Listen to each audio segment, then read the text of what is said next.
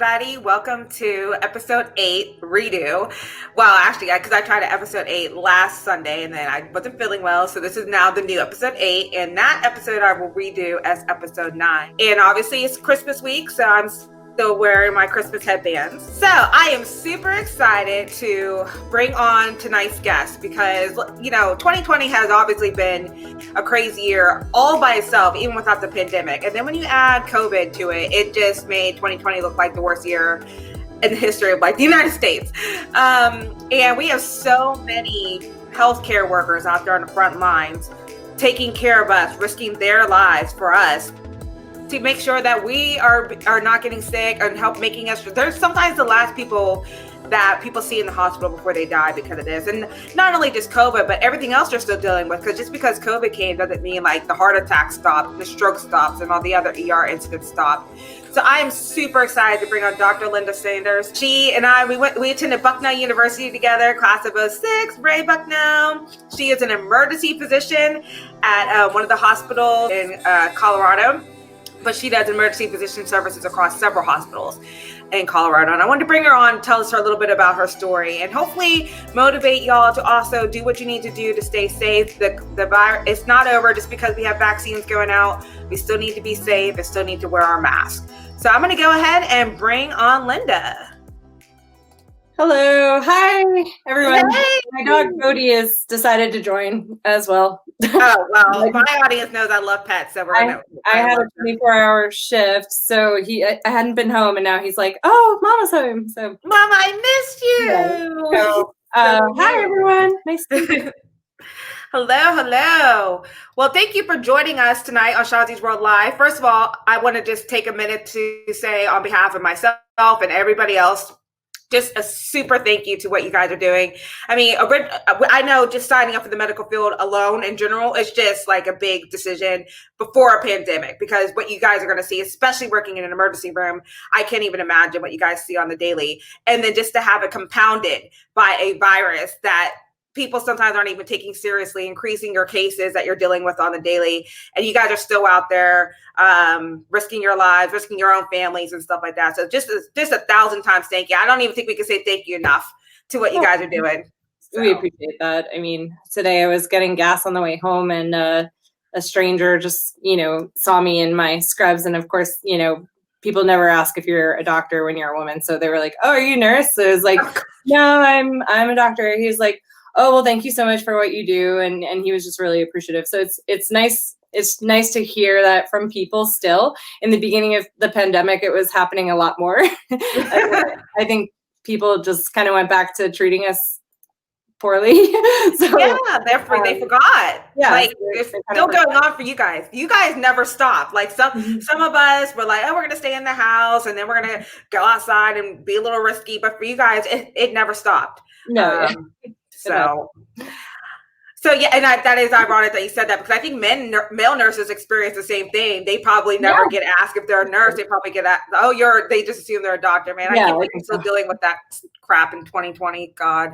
But Dr. Linda Sanders, go ahead and tell us a little bit about yourself, what you like to do, your family. You got your puppy there. Sure. Yeah. So I'm from New Jersey and grew up in the Northeast. I went to medical school and undergrad and residency in the Northeast the whole time.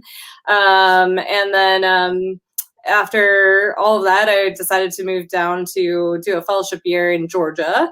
And I was like, ooh, wrong direction for me. I'm just not a Southerner. I met my now husband and we were just dating, and he was actually my resident. I was an attending fellow, and I didn't realize he had the same interests as me, and he was going to do a fellowship in wilderness medicine like I had. So we both moved to Seattle, and then from there, he's in the military and got stationed in Colorado.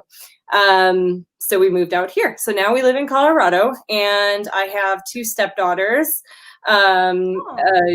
They live in Germany actually, and they arrive tomorrow morning. We haven't seen them in a year because of COVID, so wow. We're pretty thrilled to finally to have them back with us for the holidays. And then we have a cat named Margarita and a dog named Bodhi. And that's kind of it. Yeah, it's just usually it's just the two of us, and we're just always thrilled when the kids can be here. And it's especially great over the holidays because they just get so excited about Christmas. That is so awesome. Wow, they live in Germany. Wow. And I'm all struggling to see my family, and I live in the same country. I know. They've had like 5 or 6 flights canceled this year because of COVID. So that's the other thing. It's been kind of frustrating to have people say like, oh, this isn't a big deal, or I'm not going to get the vaccine because, it doesn't affect me. And it's like, we haven't been able to see the kids in a year. Like my husband hasn't seen his children. So, people need to recognize that major sacrifices have been made, and hopefully work to fix it. So I come from a family of laborers. My parents, my mom is a decorator and my dad is a roofer, or was a roofer, and they're both kind of retired pretty much now in their late 60s, heading into 70 soon. So my dad didn't graduate high school even, and my mom didn't go to college. So I was the first person in my family to go to college, and I was the first doctor in the entire family and extended family, and I think I'm still the only physician in the family. Well, congratulations. What an accomplishment. And also to your parents, too. You said your mom's a decorator. I may have to reach out to her for some tips. I'm like, ooh, I would be an interior designer and decorator. That's really good. Her help on things. She picked out this rug. Like, she's really great. I know. You're probably like, Mom, I need this room. Help me out. Yeah. And congratulations to you for being the first doctor in your family, and also being a female doctor. I mean, it is still what it is. And I imagine that it probably was a little bit harder for you. And so I appreciate that. But what made you want to go into medicine? What made you want to become a doctor? Yeah, I don't know. I went into Bucknell undergrad, and I had no idea what I wanted to do. I was undecided, and I just decided to take everything. So, I took anthropology classes and biology classes and psychology and Spanish, and I was a Spanish major and a psychology major, as it turns out. But as I was doing all of that, I just really loved science. I ended up really getting into neuroscience specifically, and doing some research. And I decided that I was definitely going to head into the science field. And I did some work at Geisinger which was a hospital near our university at Bucknell. And I ended up working in their psychiatry department part-time and helping out with some research and seeing some patients, and just realized that, I definitely wanted to head down that route. I ended up taking 3 years off in between Bucknell and medical school to just kind of solidify what I wanted to do. I wasn't sure if I wanted to get a PhD, or if I wanted to go to medical school at that point. So I ended up getting a master's in biotechnology at Columbia University, because I was working there as a research assistant doing research with Alzheimer's patients. And while I was there, they offered me the chance to get a free degree. And you could kind of pick what you wanted to. And I was like, well, let's keep heading down the bio field. And I was like, oh, biotechnology, what is that? It turns out it's the study of drug development and design, and that includes vaccines. So interestingly enough, I have a degree in drug development design and learning about clinical trials and vaccine technology. So from there, I realized okay, research maybe isn't for me. I mean, I like it a little bit, but it's not going to be my passion. I really like working with patients. So that's when I decided to apply to medical school, and it worked out on the first go, and ended up being the first class of my school at the now what's called the Geyser Commonwealth Medical College in Scranton, Pennsylvania. But I was the first class to exist in that school, and we're the charter class, which was awesome. The community was so supportive, and we all got scholarships for being in the first class, and helped alleviate some of the cost that is so excessive in medical education. Yeah, so that's kind of how we ended up there. And then emergency medicine was definitely also not my first choice. That I was planning on being a neurologist or a psychiatrist. And I kind of quickly realized that I just like thinking on my feet and kind of doing small procedures and dealing with everything in medicine. And I just liked the pace of the emergency department. And we're literally there on people's best, like worst days and weirdest days. I mean, we have all of the drama when people get arrested and need clearance to go to jail, they come to us. My gosh. Yeah, when they get in a car wreck, they come to us, right? When they have a heart attack or a stroke, or they're on drugs, or they got something stuck up their butt, like. Oh my gosh. So, like you literally see everything, and sometimes it's a little bit entertaining even, and it was like, there you laugh, you cry. I mean, it's everything in a day. God, I first of all, okay, you must be super smart. You're like bio major, Spanish major, psychology major, biotech, doctor, neurologist. Girl, you got some super brains. And good for you. That's awesome. And that also just shows you have a lot of variety. The neurology stuff and the psychology stuff, that's so interesting to me. Like I've always the brain is just something I feel like it's still like a frontier that's still being studied and everything. And it's like space. It's like there's just so much still to learn about it. So that's such an exciting opportunity as well. But I love the fact that you even put those interests aside because you really wanted to be there more for people directly. And I can't even imagine what kind of things you see in the emergency room. You were cracking me up. Like I'm sure it's something daily. So I guess you probably have something crazy. Do you ever get pets in there? Like, do people bring their pets in? Yeah, people bring their support animals in. I've worked all over the country. I've worked in the Pacific Northwest and out in Seattle. I worked in Colorado. I've worked in Philadelphia, Georgia, all over the place. And that was a Seattle thing. Like people always brought in their pets in Seattle as their emotional support animals all the time. Which was great. I was fine with that. Unfortunately, we have my husband was working. He's also an emergency doctor. We work at the same hospitals, and he had someone, unfortunately, their dog got hit by a car, and they brought them to the adult, the human emergency department. And unfortunately the dog didn't make it, but he was like, I'm not a dog. I'm not a vet. I don't know. I don't know what to do. Yeah, exactly. So, that happens. Yeah, I was going to ask because I watch Friends on repeat. I remember that one episode where Ross's monkey he swallowed the puzzle piece and they took him to the human hospital. And so I was always just curious do people actually bring their pets to you? Yeah. So I guess you probably never, I'm sure it might have been something at the back of your mind because as a medical professional, you've probably studied pandemics and stuff at some point, the Spanish flu, Black Plague, or just some of that stuff. Yeah. So I'm sure you might have suspected maybe one day we get a pandemic. Did you ever imagine your life as a doctor would lead to you working during this pandemic right now? Not really, no. I mean, I was in medical school during the H1N1, not really pandemic, but the H1N1 flu.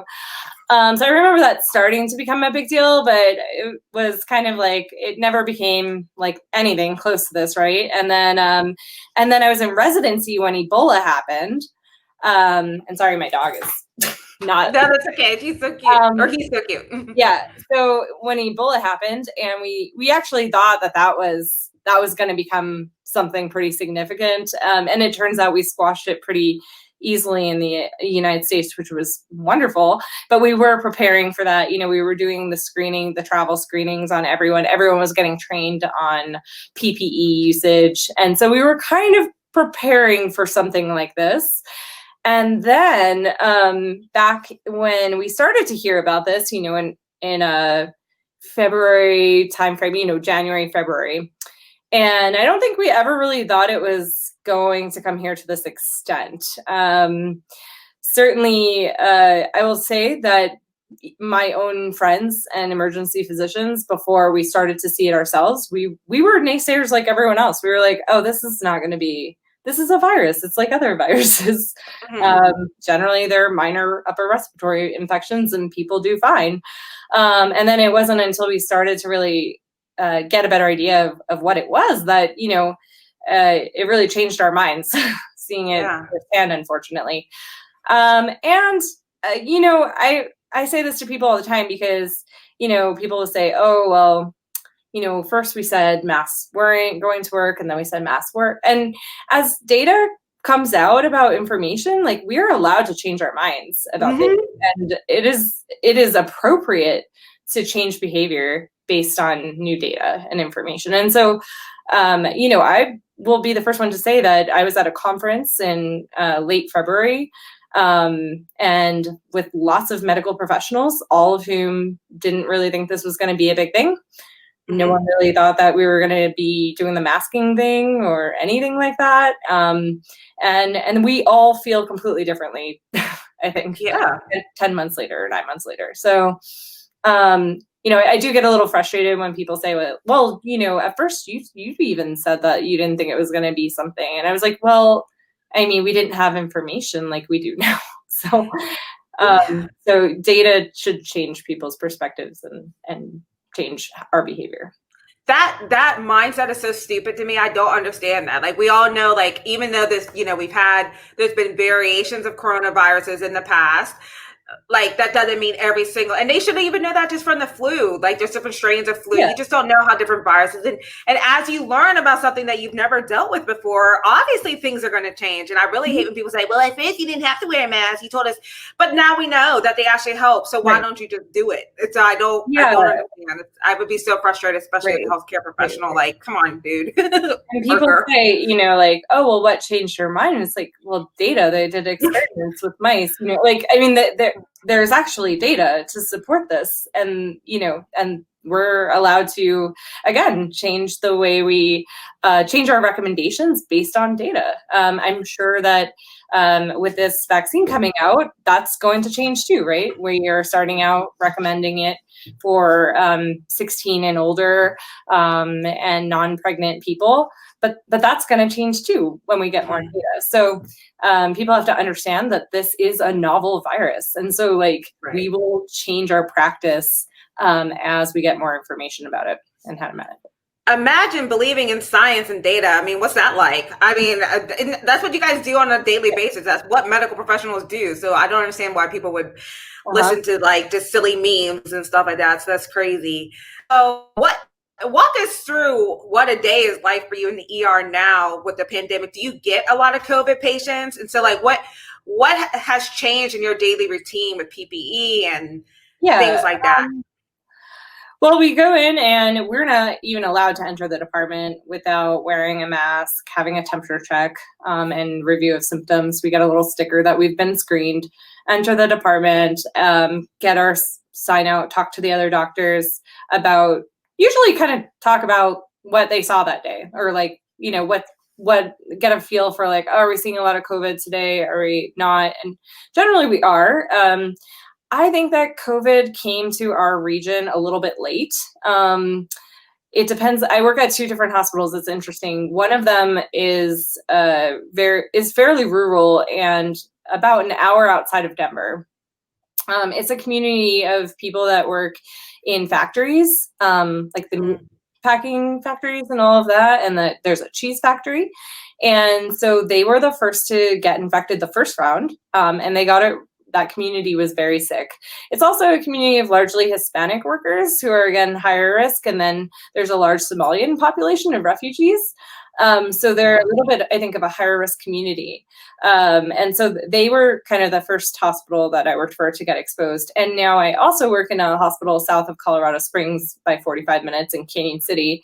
And that hospital has a large prison population. We have three huge federal prisons in the area. So we're seeing all of the prisoners that are getting infected. And then it came to that location, our county down there in Fremont County, later. And so we are definitely now, just in the last 2 or 3 months seen an enormous surge of COVID cases and had a lot of unfortunate deaths. I've never really seen at one of our hospitals, for instance, my nurses will say, like, I have someone die on shift almost every week or a few times a week. And a small rural hospital, that's kind of unusual. That's pretty unusual for us, to have that many deaths. It's been really sad. I've definitely seen patients where I've talked to the provider before me, the physician before me, and they've told me about a patient that they had with COVID that was really sick, who they sent elsewhere, and then they had a cardiac arrest and died.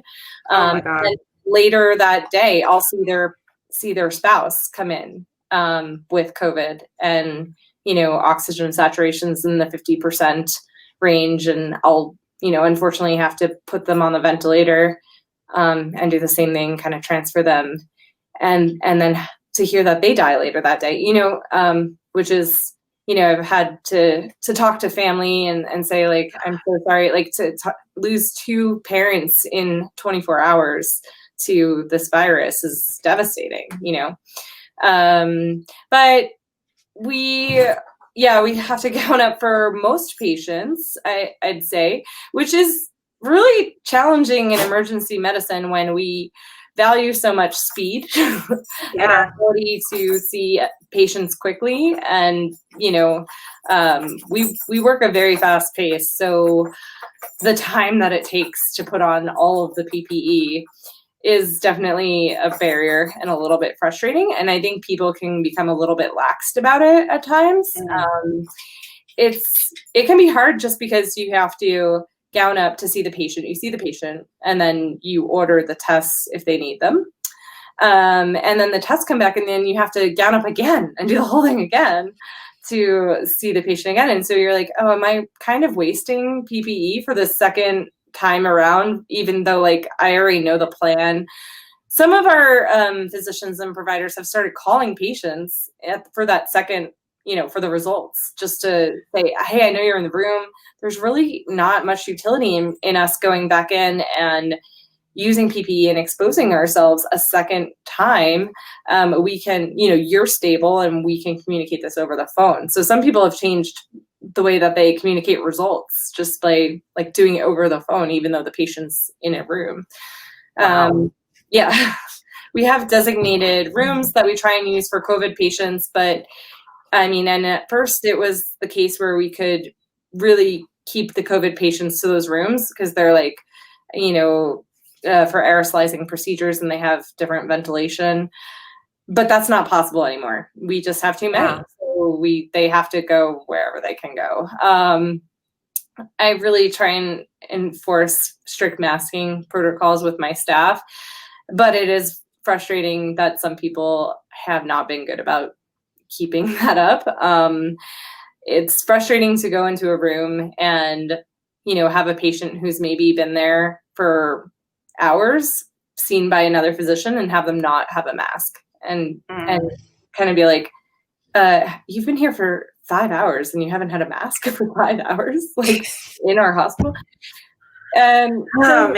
Depending on the location of where I'm at, it can be, it's highly dependent on the staff and their feelings about COVID, I think, are different regionally. And that's, it's silly. It's almost silly to say, like, that shouldn't be the case, but it is. It's our reality. And so, some communities are really great about it, and others, I'm like, my hair salon does a better job than my nursing staff. Oh my gosh. Which can be frustrating. And then the patients, frequently we're having to send people home. I've never sent this many people home with oxygen, but it's something that we're having to set up every day. We set up home oxygen for people, and we kind of say, like, buy a pulse ox on Amazon or your local pharmacy or Walmart and monitor it. And we give them specific instructions. We put them on steroids, and we say, like, to a certain extent, like, I hope you do well. I hope we don't see you again. I don't really know how this is going to go. I didn't think it was going to be that hard to predict how people would do, but it is really difficult. And I've been sad to open up patient charts who I've seen in the past and find out that they came back and needed to be hospitalized and then ended up passing away like later after I've seen them, and we've had patients come back 3 or 4 times for not feeling well. But we have criteria for admitting to the hospital and we have limited bed capacity everywhere. And so we have to make tough decisions, but unfortunately, if they don't meet specific criteria, they oftentimes can go home. We don't know who's gonna be back and worse. Oh my God. Like, I just feel so much right now. One, it is very interesting to hear that the healthcare workers themselves are kind of struggling with the mask mandate. And I can imagine, I know normally you guys, I've been to the ER before for like stomach pains or something, and the doctors don't normally have to usually wear a mask to come in and see me. I've talked to many doctors when I'm in the ER. If normally you guys are masking up and stuff when you're doing surgeries and stuff, unless somebody has something super contagious, then okay, sure. But now it's like almost everything you do. And that's so interesting that now the second go around, like the results is now going over the phone. That's actually pretty smart, because if there's nothing else that they can do to tell you in person, different from what they tell you on the phone, then that makes sense to limit exposure. And I can't imagine what that's like to have to tell family, or just to tell someone who's feeling bad, like, we can't take you right now because you're not the worst of the worst. Right. To go home and pretty much fend for yourself. And I know, and there's not really, that's what I kept saying to a lot of people, there's not really much they can do more at the hospital, because there is no like cure. It almost is like, it's kind of got to run its course, and it's almost like taking a straw of like, are you going to make it or not? And that's so, that's unfortunate. Nobody wants to have to get medicine like that. But that's really what it is. And you mentioned that sometimes you guys are having to wear garbage bags because you're running out of PPE. Yeah. Or you mentioned something like having to do that lately. Right. Our one hospital they give us these garbage bags, and they're actually really hard to get on and off. They get like caught in your hair, and they take some, like, you'll tear part of your hair out taking them on and off. It's ridiculous. So they've basically repurposed garbage bags as gowns to save on PPE. So and it's hot.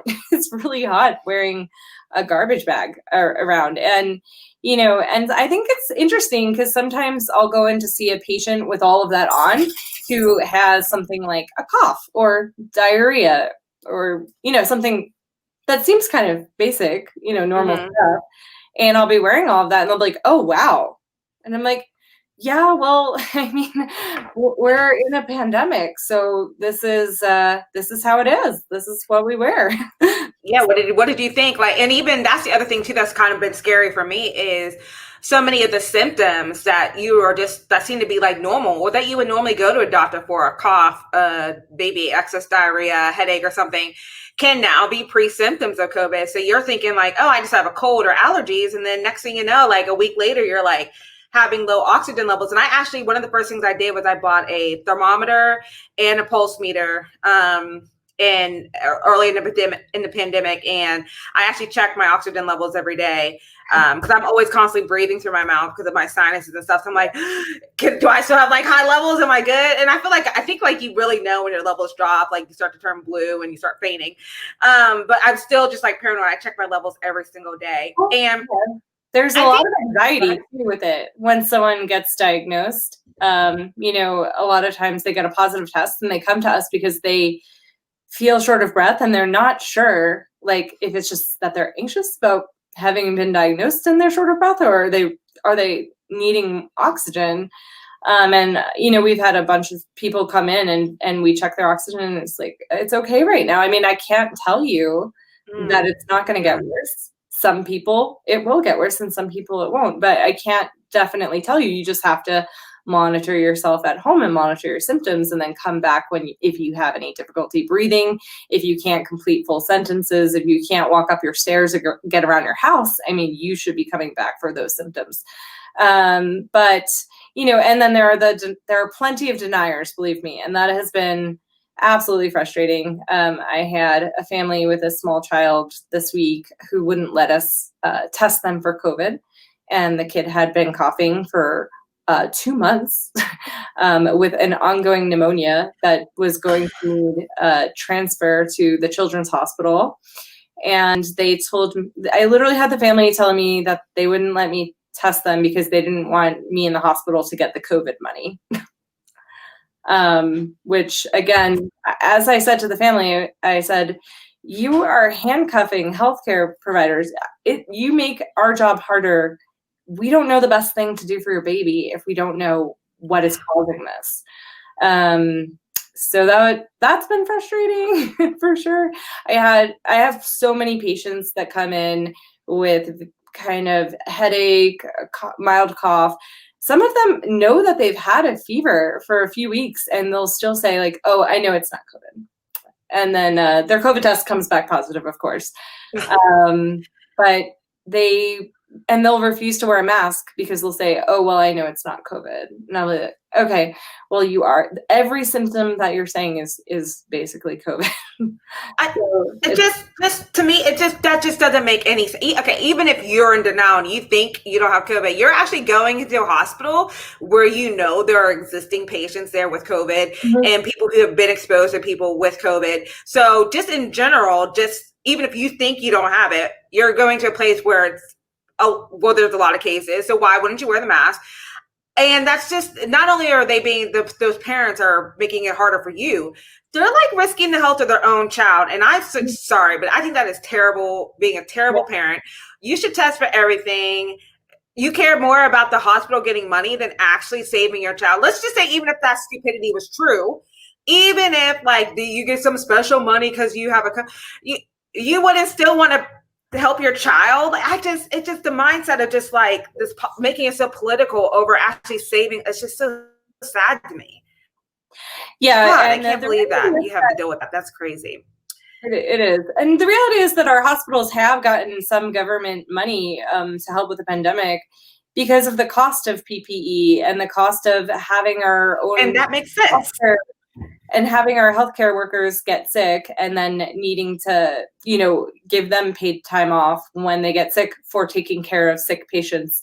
So, we do have government money that is really necessary to keep us afloat. At first, when the pandemic hit, we actually had an enormous drop in patient volume in our emergency departments, to the point where our shifts were cut. Many of the doctors that I work with are taking a 20% pay cut during a pandemic, which is unreal, right? And we need patients actually to come in at this point just to like keep afloat. So we do need some relief for our hospitals just to keep our hospitals running, right. Because even though patients are sicker, the volume has gone down, and unfortunately, even this year, they've cut like Medicare reimbursements for all patients for emergency visits. And you're just thinking, how is the government cutting funding to emergency departments during a pandemic? It makes sense that you got to get money. At the end of the day, even though you save lives, you're still a hospital that has bills and you are still a business. At the end of the day, you still have to be able to function in order to treat people. Mm-hmm. Like if you don't have any power, like how are you running these it doesn't even make sense that people would be up in arms about medical facilities receiving money. It's not really going to people's back pockets. It's really going to like keeping this. And yeah, maybe it is going to paying salaries, but that's the whole point. Like y'all, I know a lot of other people have had entire departments laid off because like elective surgery departments, because they can't do those elective surgeries right now. So those people got laid off. So it just kind of compounds the economy falling. It's just everything is connected. So people just really need to like. It's really complex. elective surgeries, that's another reason why I saw 5 patients yesterday who came in because they were in pain because they had to put off a surgery for so long that they were having uncontrolled pain. And, you know, they're really, unfortunately, they were on maximum amounts of pain medicine already, to the point where it would be dangerous to prescribe additional medications. And yet you're like, actually, what you need is a hip replacement. You don't need me to give you more pain medicine. But getting them in to get that has been really difficult. And that's really why everyone needs to do their part to make this end. Whether, you know, getting the vaccine when it's available to you, you know, masking, social distancing is so important because we can't really continue this. This isn't going to be sustainable for years and years and years.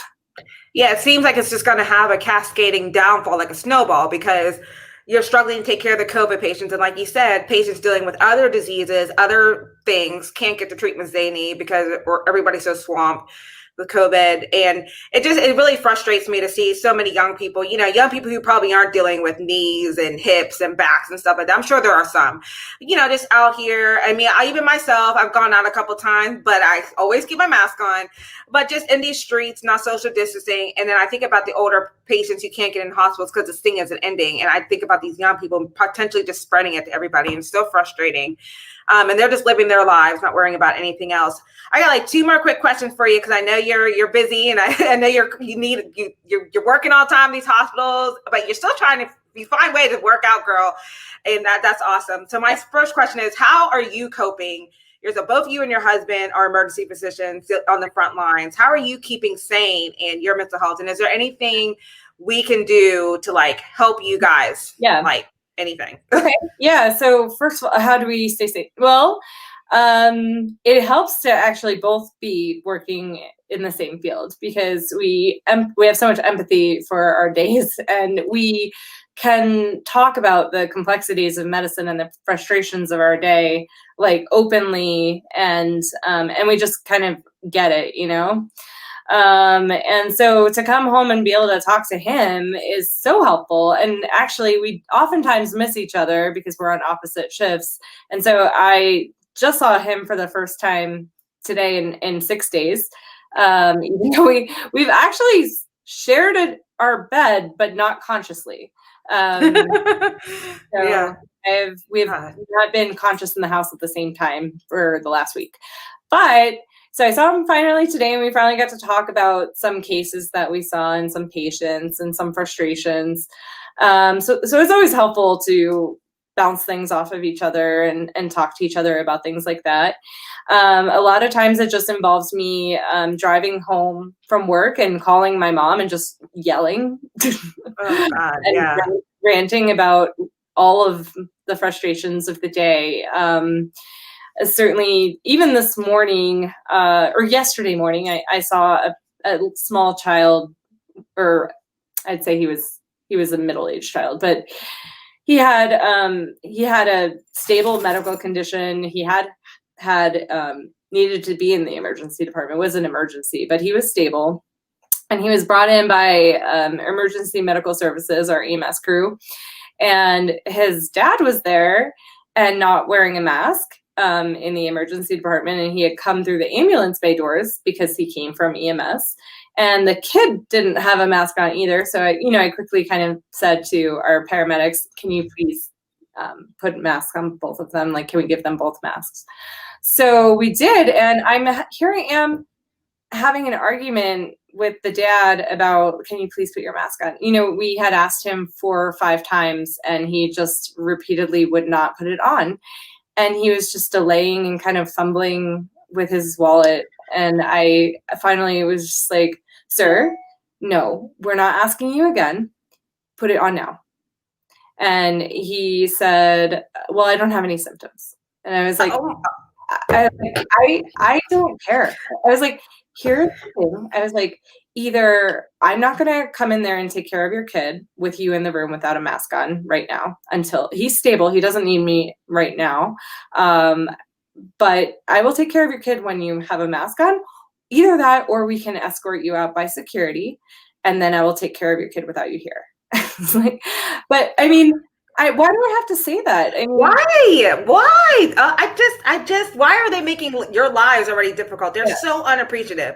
Yeah. I mean, you're not even asking them to get a vaccine. It's a freaking piece of cloth. Just put it on. Like, I'm not even asking you to take a risk, allegedly. Like, you know the rules. This is the rule. So to have those conversations repeatedly, sometimes I just have to drive on my drive home, just like call my mom or call my best friend and just like rant about how frustrating it is to deal with that day in, day out. I mean, I will repeatedly go into patient rooms and they'll not be wearing a mask, and I'll ask them, and they'll say, "Oh, well, I'm having trouble breathing." And I said, "Oh, but you're talking fine is the thing. So if you can talk, you can wear a mask." Someone told me at the gas station the other day that they couldn't enforce mask laws because of because of medical conditions. And I said, the only medical condition that would preclude you from wearing a mask is being unconscious. So unless you have unconscious people walking around the gas station, they should be wearing masks. There are no medical conditions unless you're unconscious. And they're in there for 2 seconds. And if you can't wear a mask, don't go in. Go through a drive-through or something. Like, there's just so many options instead of being difficult. I'm so frustrated for all of you. They don't want me to be. I'll come out there and be a security guard for y'all. They don't want me out there telling people to wear a mask. Right. Exactly. So I'm going to be real aggressive and mean about it. I called the health department on them. I don't know exactly what happened, but I did leave multiple messages with the health department. But aside from that, just trying to exercise and stay healthy. And I run most days, and I ran in college, so I just have kind of continued to make that a part of my routine in my life. And we do have, I do go to a rock gym a fair amount, which I feel safe doing. They have very strict protocols. There's only 10 people allowed in a section of this huge gym. So you have to wash your hands when you go in, you mask up, and then you have to wear a mask the entire time while you're climbing or whatever you're doing inside the gym. And then you wash your hands when you leave. And I feel pretty good about their protocols. So I have continued to do that. That's something that I enjoy a lot. So I love that. And then my dog and my cat, and just like cuddling up with them when I get home is helpful. In terms of what people can do, I think getting what you can do right now, if you haven't done it yet, is get a flu shot. Because, we've had every year 800,000 people get hospitalized with the flu. And, if we have that on top of what we already have, it's not going to help. Let's put it that way. It's not going to help our system. So, again, the flu shot largely is about protecting our vulnerable populations. And it's really not any different than wearing a mask or getting a COVID vaccine when it's offered to you. The flu shot is about protecting little kids who, there are kids every year in this country, usually several hundred, who die of the flu. That is so sad and unnecessary. And then, there are older people, the very elderly, who get very sick with flu, and we lose them. So it's so easy and it's low risk. And, I hear everyone's excuses constantly about how they can't get it. They can't find a flu shot anywhere, which is funny. Yeah. It's at Costco and Safeway and Walgreens. And CVS. And I see it all the time. And most of the time it's free. So, and the flu vaccine, again, I have gotten the flu vaccine for as long as I can remember, honestly. I guess I don't remember before I was like 20, but I have gotten the flu vaccine for, I'd say, over 15 or 20 years in a row with no issue. I have never had an issue with any vaccine. My husband's a physician. He has gotten the flu vaccine every year for probably 25 years. there's really not a good excuse to not get it. There are very, very, very few reasons to not get vaccinated against flu. So that's the first thing. The second thing is continue to wear masks and social distance for a while at least, until we have a large population that is vaccinated, and these numbers start to go down. This is going to continue for a while yet. Unfortunately, we all want it to like flick a switch and have it be over. It's not going to happen that way.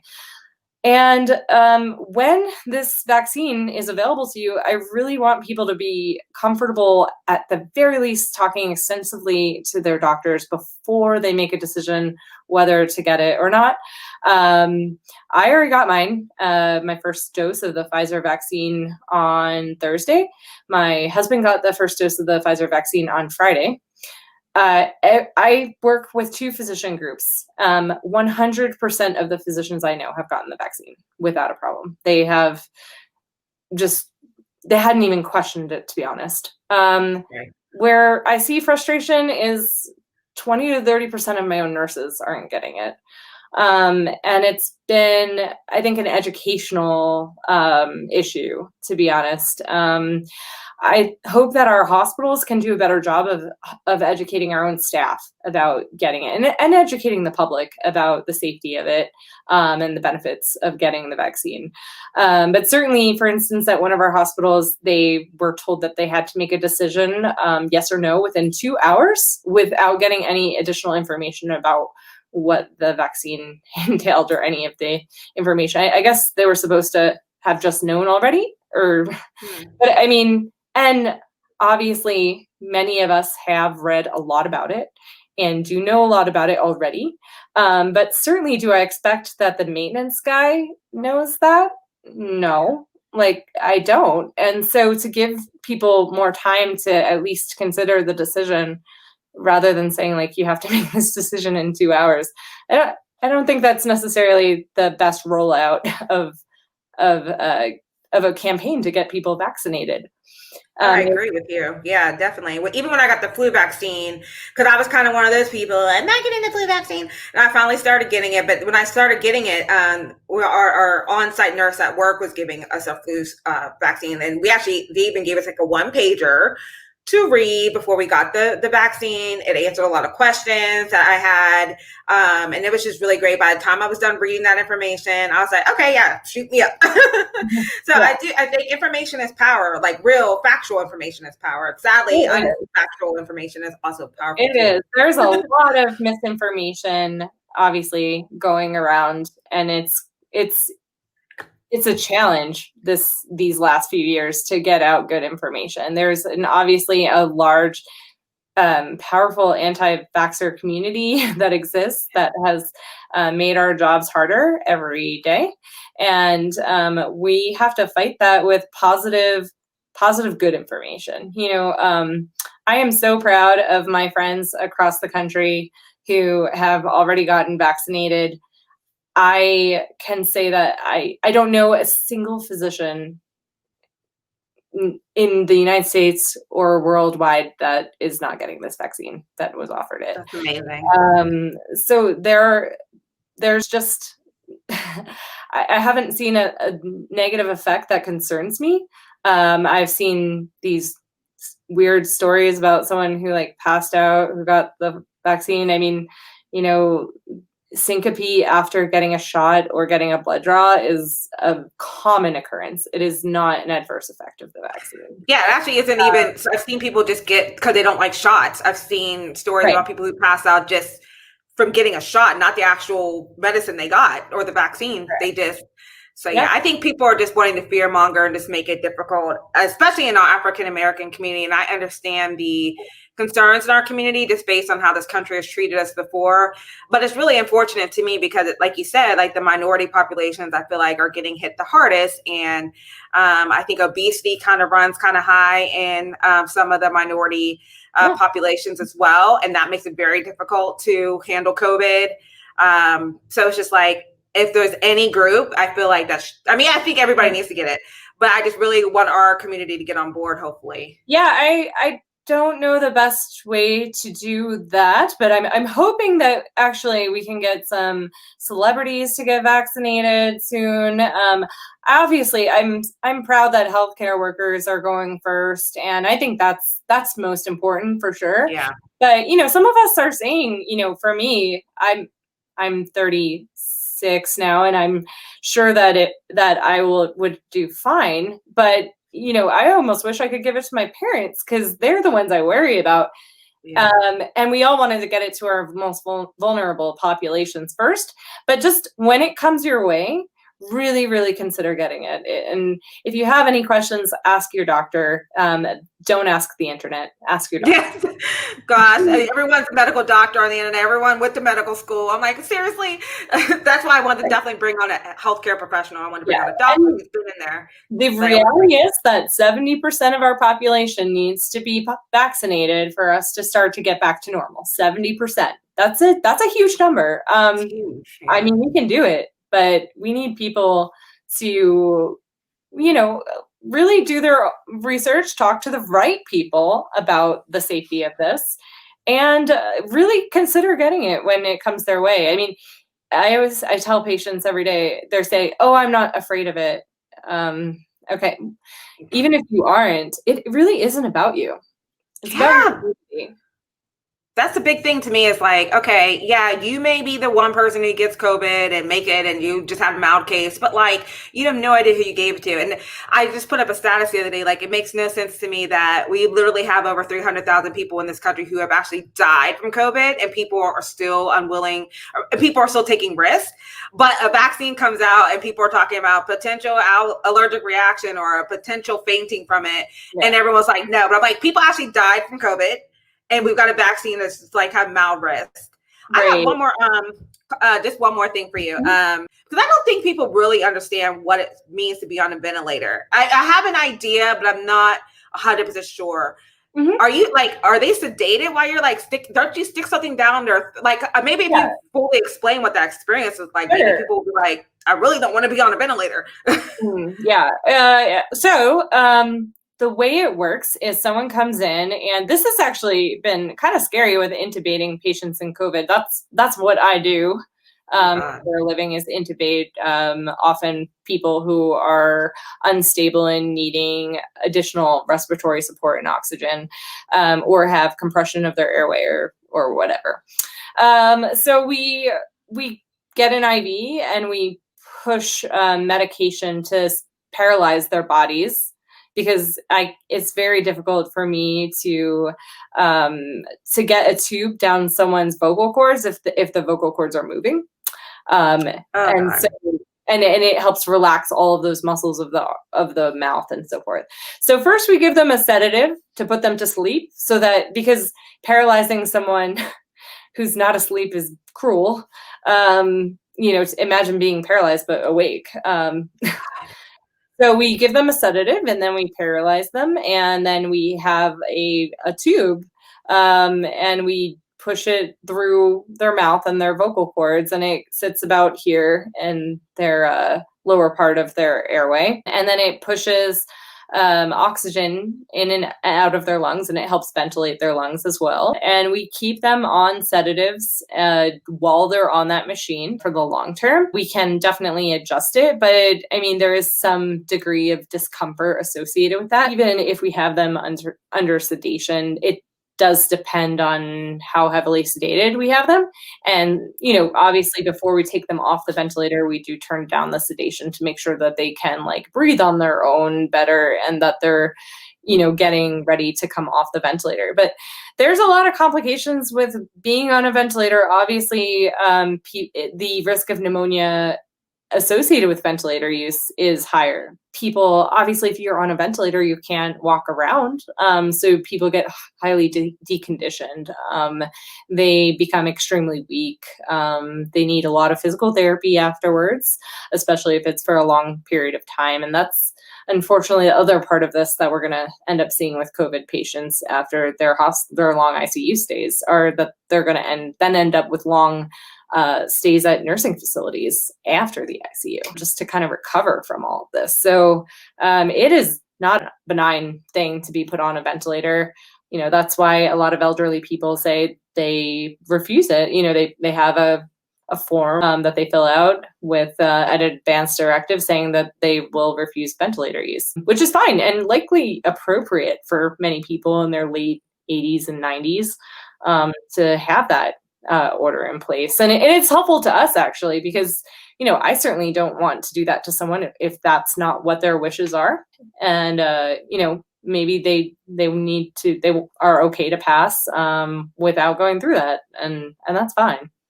But it is not a benign process. It is, we do sedate people for it. So they are sedated, but it is not a benign thing to be put on a ventilator. Have this on, like, well, if I can't breathe, I'm just get a ventilator. Like, it's just this like little mask, and I'm like, it looks very intense, and like I don't even know how you eat with that. Are they being tube fed then at that? Yeah, so then they have a tube, right? So once you are on a ventilator, not only do you get a tube down your airway, but you get a tube down your esophagus too.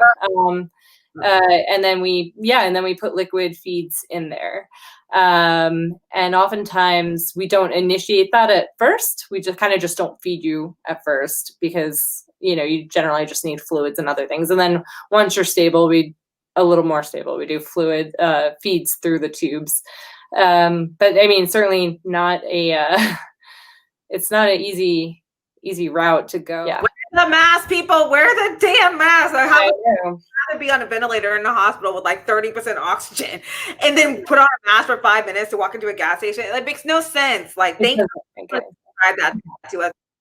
That's actually a tip I'm going to share too, because I think a lot of people don't fully understand what it means to be on a ventilator, and hopefully, I mean, maybe that'll scare them into like doing the right thing. Yeah, there's nothing sexy about being on a ventilator, let me tell you.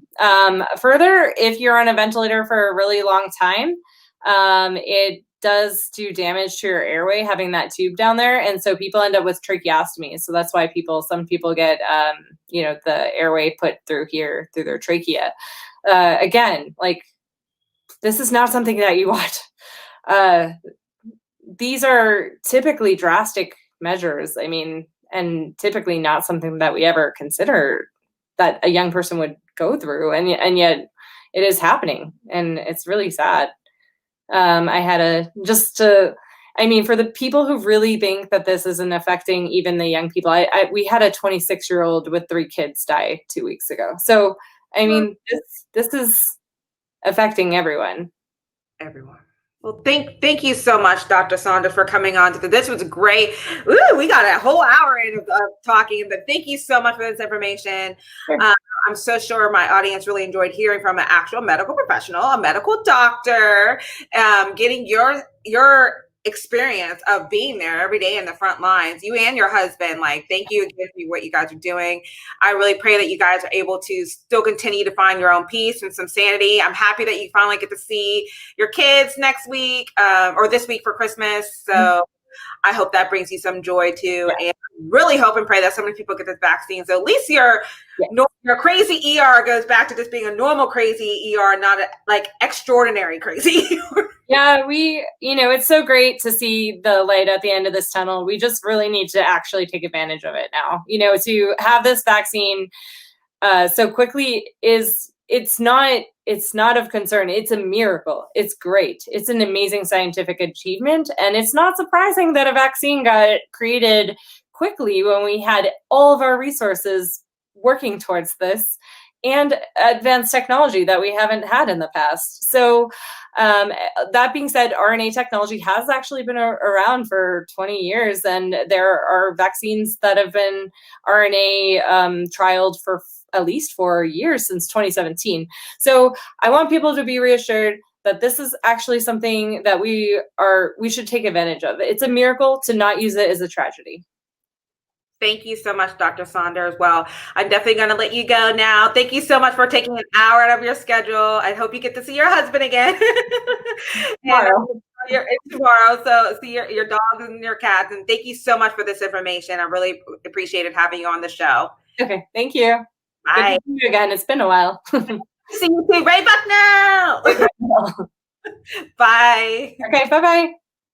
Well, you heard it here first. Maybe not first, but you heard it here first from Dr. Linda Saunders on Shasie's World Live. I really hope you guys enjoyed that segment. I've been wanting to talk to a healthcare professional, whether it was a nurse, a doctor, or even someone like she was saying, like even the people who work in the hospital to maintain it, maintenance worker or anybody, like just what they see on a daily basis. I just really wanted you guys to hear that because I'm really tired of seeing people running around like this is over, because it's not over. And what the thing that bothers me the most is seeing people wear the mask below their nose. Like that is almost more frustrating to me than people not wearing a mask. I want everyone to wear the mask, but like this whole like leaving your nose airway open, it's just, what's the point of wearing a mask? Why even do it? So please, please, please, you do not want to be on a ventilator. And if you're in Colorado, even though Dr. Saunders is very nice and she's great, you don't want to see her. You do not want to see her. You want to see her maybe at rock climbing, but you don't want to see her in the hospital. So you don't see any of these doctors in the hospital. They're great people, but you don't want to be there. All right, guys. Well, I hope you enjoyed this special segment. As usual, it will be up on my YouTube channel later. And I want to give a thanks again to Dr. Saunders and her family. And hope everybody has a Merry Christmas. There will be a segment on Wednesday as well. Bye.